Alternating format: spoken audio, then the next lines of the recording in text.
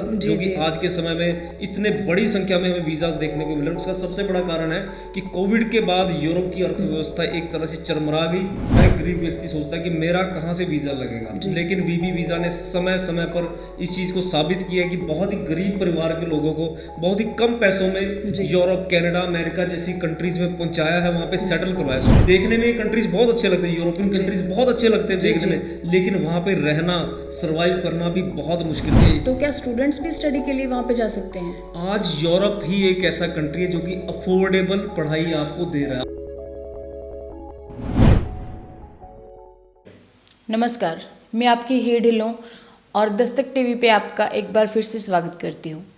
आज के टाइम पे हम जैसे देख रहे हैं कि सोशल मीडिया पर यूरोप का बहुत बोलबाला है। अगर बात करें लग्जमबर्ग, फ्रांस और जर्मनी की, तो इसकी रील्स रेगुलरली वायरल हो रही हैं। तो आज हम बातचीत करेंगे वीज़ा एक्सपर्ट अमित बुंदेला जी के साथ। क्या सच में यूरोप का वीज़ा आ रहा है और वीबी वीज़ा का क्या एक्सपीरियंस है? नमस्कार सर। नमस्कार सर, आपका हमारे चैनल में एक बार फिर से स्वागत है। Thank you very much.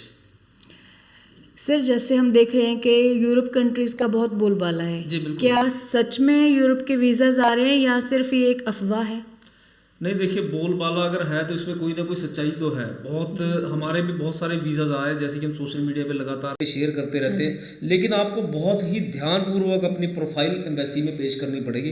फिर वो चाहे वर्क वीज़ा को लेकर हो, चाहे विजिटर वीज़ा को लेकर हो, या फिर स्टडी वीज़ा को लेकर हो। आपकी अगर फॉर्मेलिटीज सारी कंप्लीट है, आपका प्रोफाइल उस तरह का है जिस तरह के प्रोफाइल की आज के समय में डिमांड है, तो वीज़ाज बहुत ही ज़्यादा बढ़िया रेशो में आ रहे हैं। अगर हम कहें कि 100 में से 90 लोगों के वीज़ाज लग कर आ रहे हैं, तो ये बात गलत नहीं होगी। और यूरोप की अपॉर्चुनिटी जो आज हमें मिल रही है, ये बहुत वर्षों बाद मिली है। कम से कम 10 साल पहले इस तरह का कोई ट्रेंड चलता था, जो कि आज के समय में इतने बड़ी संख्या में हमें वीज़ाज देखने को मिल रहे हैं। उसका सबसे बड़ा कारण है कि कोविड के बाद यूरोप की अर्थव्यवस्था एक तरह से चरमरा गई। वहाँ पे लेबर की शॉर्टेज होगी, क्योंकि बहुत सारे लेबर्स वहाँ से चले गए काम ना होने की वजह से। तो वो हम उस चीज़ को दोबारा फिल करना चाह रहे हैं, और मुझे लगता है कि भारतीयों के लिए बहुत ही ज़्यादा अच्छी अपॉर्चुनिटी है, और इस अपॉर्चुनिटी को सबको ज़रूर एनकैश करना चाहिए। सो रील्स जिस तरह की वायरल हो रही है, मुझे लगता है कि अपॉर्चुनिटीज भी उस तरह से वायरल हो रही है।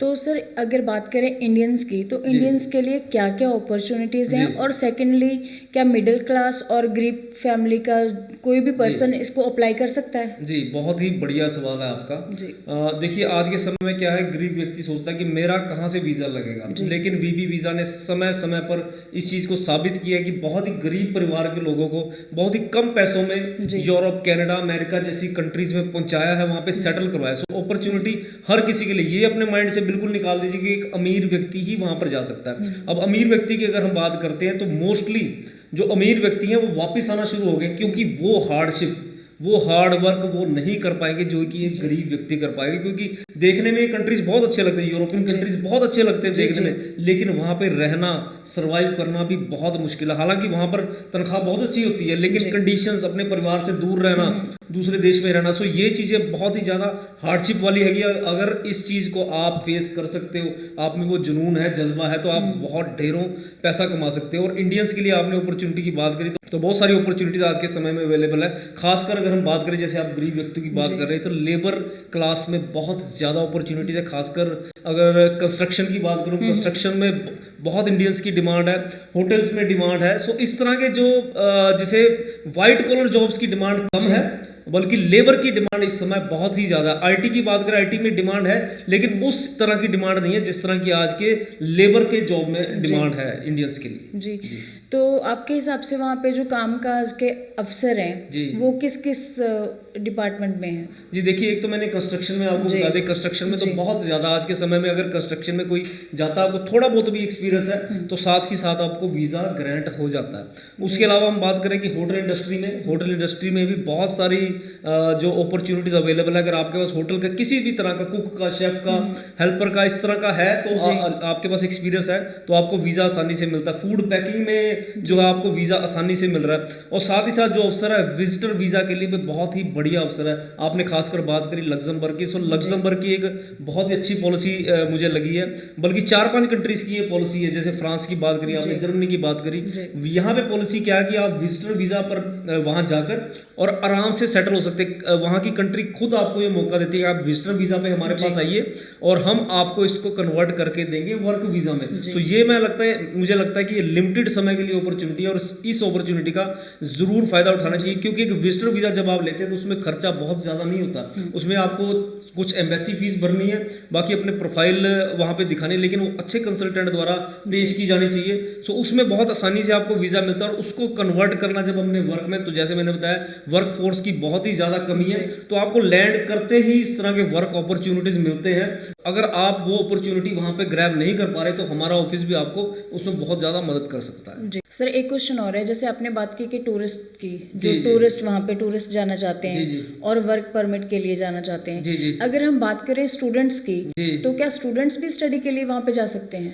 आज यूरोप ही एक ऐसा कंट्री है जो कि अफोर्डेबल पढ़ाई आपको दे रहा है। आप कनाडा की बात करें, पढ़ाई की कीमत दुगनी होगी। खैर अब जो रूल्स चेंज हुए हैं उसके अंडर किस तरह से विदाउट जीआईसी नतीजे आएंगे वो अभी देखना बाकी है। लेकिन अगर हम यूरोप की बात करें तो 6 या 7 लाख में भी स्टूडेंट वहां पर जा सकता है, जो कि इतना रीजनेबल तो मुझे लगता है इंडिया में भी अच्छी स्टडी नहीं है। और माल्टा जैसा कंट्री जो शेनेगन में आता है, जिसके वीजा लेकर आप 29 कंट्री का एक्सेस ले सकते हो, ऐसे कंट्री में 7 या 8 लाख के बीच में आपकी जो है पढ़ाई कंप्लीट हो जाती है। और भी बहुत सारे ऐसे कंट्री, जैसे फिनलैंड की मैं बात करूं, वहां पर भी 7-8 लाख में आपको वीजा मिल जाता है। और वीबी वीजा के साथ अगर आप अप्लाई करते हैं तो इन सब में आपको फीस देनी है वीजा लगने के बाद। सो पढ़ाई की बहुत बड़ी अपॉर्चुनिटी है और मुझे लगता है कि सक्सेस रेट भी इस स्टडी का भी आज के समय में यूरोप का 90% तक, अगर आप सारा क्राइटेरिया मैच करते हैं तो आपको वीज़ा ज़रूर मिलता है। और जो मैंने अच्छी बात बताई वो ये है कि आपको सारी की सारी पेमेंट वीज़ा लगने के बाद ही देनी है और इससे आपका कोई नुकसान भी नहीं होता।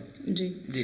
जैसे सर मान लीजिए जैसे यूरोप कंट्रीज में 44 to 50 कंट्रीज आती हैं, जी जी। तो क्या जितनी भी ये कंट्रीज हैं सबके जो वीजा के रूल्स हैं सेम है या अलग अलग कंट्री का डिफरेंट है? देखिए हर कंट्री टू कंट्री डिपेंड करता है। वैसे जैसे मैंने शेनेगन बताया उसमें 29 कंट्रीज आती हैं, उसकी लिस्ट जो कैंडिडेट्स गूगल पर सर्च कर सकते हैं। सो उसमें एक भी कंट्री का आपका वीजा लगता है तो आपको सारी 29 कंट्री का एक्सेस है, सब जगह आप जा सकते हैं। और भी 2-4 कंट्री जैसे साइप्रस भी अब बहुत जल्दी यूरोप में ऐड होने वाला है। तो साइप्रस की एक बहुत अच्छी अपॉर्चुनिटी है। साइप्रस में भी अगर आप स्टडी वीजा लेते हैं तो 7 या 8 लाख में वो आपको वीजा मिल जाता है और कुछ कोर्सेज में हो सकता है इससे भी कम मिल जाए। और अगर विजिटर वीजा की बात करें तो साइप्रस बहुत ही आसानी से मिलता है। और आने वाले समय में गूगल पर ये न्यूज बहुत फ्लोट कर रही है, बहुत वायरल है कि साइप्रस आने वाले समय में यूरोप में शामिल हो जाएगा और शेनेगन कंट्री में शामिल हो जाएगा। यूरोप में तो ऑलरेडी है, शेनेगन कंट्रीज में शामिल है। सो वहां का वीजा लेकर आप आसानी से पूरे यूरोप में घूम सकते हैं। सो हाँ, ये बात जरूर है कि कंट्री टू कंट्री आपकी एप्लीकेशन डिफर करेगी, लेकिन मोर और लेस रूल्स इनके सबके सेम ही होते हैं, सेम ही तरीके से वो फाइल लगाई जाती है। और आज जिस कंट्रीज में अपॉर्चुनिटीज हैं वो सारे शेनेगन कंट्रीज या नॉन शेनेगन कंट्रीज में ऐसी अपॉर्चुनिटीज अवेलेबल है। सर एक बात आपसे और पूछनी थी, मान लो जैसे किसी भी कपल ने टूरिस्ट वीजा के लिए यूरोप में जाना है घूमने के लिए, तो उनका जो पैकेज है या जो भी उनके फंड्स हैं, कितने फंड्स की रिक्वायरमेंट है, उनको कितना फंड शो करना पड़ेगा? जी हाँ, तो देखिए शेनेगन वीज़ा आज के समय में जैसे आगे क्रिसमस या न्यू ईयर आ रही है, आने मार्च तक ये बहुत ही अच्छा इसका प्रोग्रेस रहता है। और इसकी अगर रेशो की बात करें तो इन दिनों में सबसे ज़्यादा वीज़ा सक्सेस होती है। हाँ, उसके लिए अगर आपने घूमने जाना तो डेफिनेटली आपको कुछ फंड्स आपके अकाउंट में होने चाहिए। सो हम रिकमेंड करते हैं अगर आपने सिंगल जाना है तो आपके अकाउंट में 4 से 5 लाख रुपए हो। अगर एज ए कपल जाना है तो कम से कम आपके अकाउंट में 10 लाख रुपए होने चाहिए। और अगर बच्चे के साथ जाना तो वही 12 या 13 लाख आपके अकाउंट में अगर है। और तो मुझे लगता है कि आज बहुत ही आसानी से आपको वीज़ा जो शेनेगन कंट्री का विजिटर वीज़ा मिल जाता है। जी, थैंक यू सर, आपका बहुत बहुत धन्यवाद। आप हमारे साथ एक बार फिर से जुड़े। जैसे कि आप सबको पता है कि पहले सर ने हमें Canada, USA tourist visitor visa के बारे में बताया था और आज सर ने हमको यूरोप वीज़ा के बारे में बहुत अच्छी जानकारी दी। Thank you sir, thank you so much. Thanks for having me. अगर आपके दिल में कोई भी डाउट है तो आप डायरेक्टली वीबी वीज़ा कंसल्टेंट के साथ कंसल्ट कर सकते हैं। Thank you.